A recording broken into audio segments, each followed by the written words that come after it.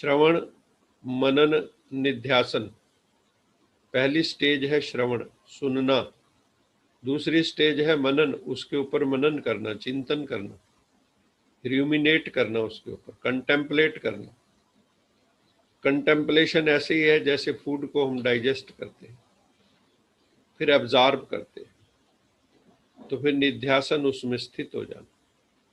मैंने जाना कि मैं आत्मा हूं, लेकिन क्या मैंने उसका अनुभव किया? जानने के बाद अनुभूति आवश्यक। तो अब हमें जो ज्ञान सुना है उसकी अनुभूति करनी। एकांत में जाकर बड़े बड़े ऋषि मुनि महात्मा क्या कर रहे हैं? एकांत में क्या प्रयोग कर रहे हैं? अपने ऊपर ही प्रयोग कर रहे हैं कि मैं कौन, मैं अपने आप को रिप्लेनिश कैसे करूं, how to realize myself, अपने पोटेंशियल को कैसे रियलाइज करूं। तो हम लोग भी घर गृहस्थ में रहते हुए कहीं हमें भाग कर नहीं जाना कहीं नहीं, जहां है वहीं खूबसूरत हो जाना है। अंदर से खूबसूरत, बाहर से खूबसूरत, बहुत हसीन बनना है। सबसे हसीन परमात्मा है, सुंदरम, सबसे हसीन परमात्मा है। उस परमात्मा के साथ हम भी हसीन हो जाएंगे, इसमें कोई डाउट ही नहीं है। जब हम परमात्मा के बन जाते हैं तो हसीन हो जाते, बहुत खूबसूरत हो जाते, तन भी सुंदर हो जाता, मन भी सुंदर हो जाता, आत्मा सुंदर हो जाती, सुंदरम ही सुंदरम हो जाता, ये जगत बहुत सुंदर हो जाता है। तो हमें इस संसार को ब्यूटीफाई करना है। ब्यूटीफाई कैसे होगा?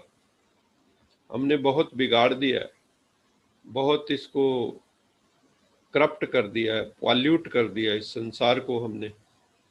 अब इसको कैसे पटड़ी पर लाया जाए? किसी मनुष्य के वश की बात नहीं है। कोई एक व्यक्ति अगर कहे मैं इस संसार को बदल सकता हूँ तो वो स्वयं भ्रम में है, तो उसमें इतनी सामर्थ्य कहाँ है? तो इस वक्त एक आंदोलन की आवश्यकता है। जैसे मिलिट्री वाले लोग बॉर्डर पे बैठे हुए हैं कि हम सुरक्षित हो सके, एक ऐसी सेना की जरूरत है, ऐसी रूहानी सेना की जरूरत है जो इस संसार को दिशा दे सके, परमात्मा के आदेश निर्देश पे चल सके।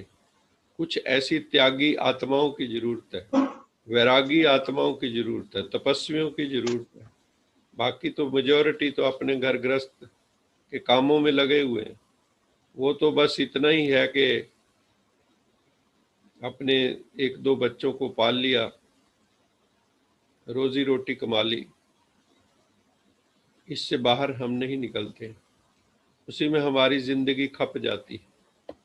लेकिन परमात्मा अब कह रहा है कि बच्चों ऊपर उठो, पहले तो खुद को साधो, सच्चे साधु बनो, संत बनो।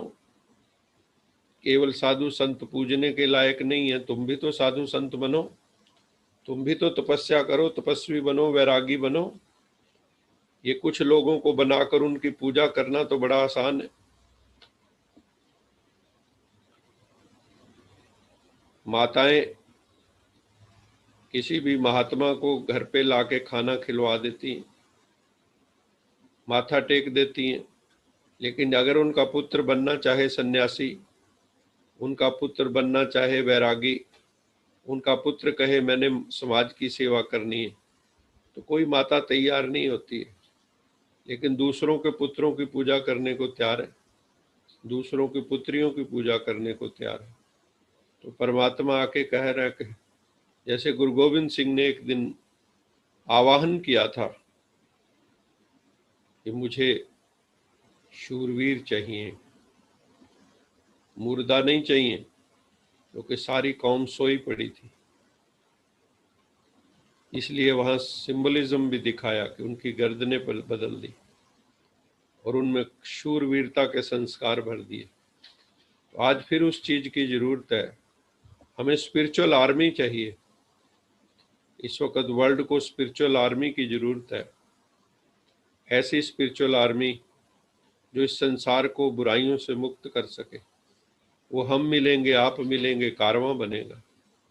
और वो सुबह जरूर आएगी जब नरक से भी गंदी दुनिया, जब स्वर्ग बनाई जाएगी, वो सुबह जरूर आएगी। वो सुबह कैसे आएगी?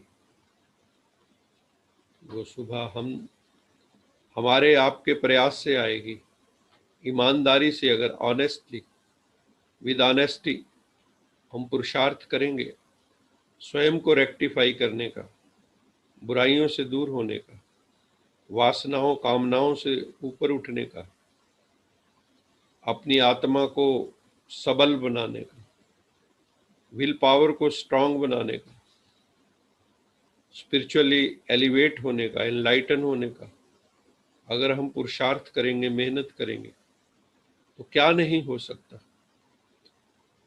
इंसान क्या नहीं पा सकता? मिटा दे अपनी हस्ती को अगर कुछ मर्तबा चाहे, कि दाना खाक में मिलकर गुलो गुलजार होता है। मिटा दे अपनी ये जो अहम है, मिथ्या अहम, मैं, इसको मिटा दे अगर कुछ मर्तबा चाहे। अगर चाहते हो कि मैं कुछ एनलाइटनमेंट को प्राप्त हो जाऊं, हाई लेवल ऑफ कॉन्शियसनेस को प्राप्त हो, मिटा दे अपनी हस्ती को अगर कुछ मर्तबा चाहे, कि दाना जो बीज है खाक में मिलकर, मिट्टी में मिलकर, मिट्टी के नीचे जाकर गुलो गुलजार होता है, फलित होता है, फल देता है, वृक्ष बनता है, फल लगते हैं। ऐसे ही नहीं, मिटना पड़ता है। कुछ भी, जो वृक्ष की जड़ें जितनी गहरी होती हैं उतना ऊंचा जाता है। ऐसे ही हमें भी अपनी ऊंचाइयों को छूना है तो गहराई में जाना होगा।